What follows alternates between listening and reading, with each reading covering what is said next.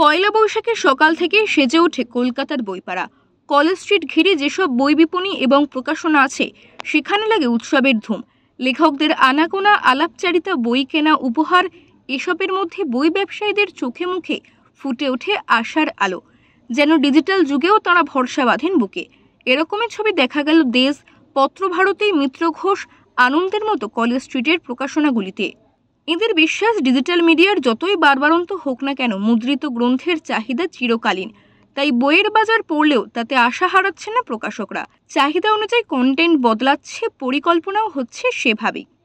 আর এই পয়লা বৈশাখ কিন্তু আমাদের অতীতের থেকে চলে আসছে। আমি পয়লা বৈশাখ সেই ৭৬-৭৭ সাল থেকে আজ পর্যন্ত এই নববর্ষের বই উৎসব, এবং সেখানে বই প্রকাশিত হবে, সেখানে লেখক আসবেন, পাঠকরা আসবেন, যারা সই শিকারী তারা আসবেন, সবার একটা মিলনের জায়গা তৈরি করা হয়।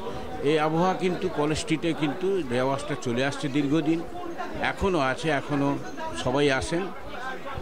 যারা অটোগ্রাফ নেওয়ার লোক, যারা লেখককে খুঁজে বেড়ান, তার বই নিয়ে হাতে করে তার কাছে অটোগ্রাফ নেন, সে সমস্ত পাঠকও এখানে চলে আসেন। তো আজকে সবচেয়ে আনন্দের দিন। অত্যন্ত সবসময় রোজ হচ্ছে 1432 আলাদা করে কি পরিবর্তন? আমরা তো সবসময় পরিবর্তনের মধ্য দিয়েই আছি। সেটা ভালো হতে পারে, খারাপ হতে পারে।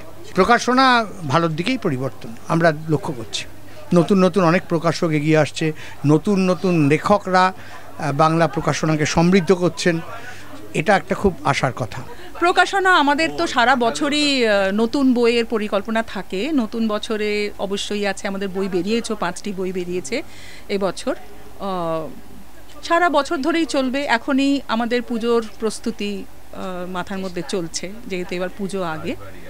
এই আর কি। গত 50 বছর ধরে আমাদের এখানে যে নববর্ষ পালিত হয়ে আসছে, তাতে বহু লেখক এসছেন, কালের নিয়মে অনেকেই চলে গেছেন, আবার নতুন সেই জায়গায় পূরণ করতে আরও নতুন নতুন লেখক যারা তৈরি হয়েছেন, লিখছেন, তারাও অনেকে আসছেন। এই নববর্ষ উপলক্ষে নতুন বই প্রকাশিত হয়, একটা ক্যালেন্ডার প্রকাশিত হয়, আর এই যে লেখক সমাবেশে যে একটা আড্ডার পরিবেশ তৈরি হয়ে ওঠে, এটা এই দিনটা ছাড়া আর কখনো সেটা সম্ভব হয়ে ওঠে না। ক্যামেরায় রবি দত্তের সাথে তাপস মহাপাত্রের রিপোর্ট, ওঙ্কার বাংলা।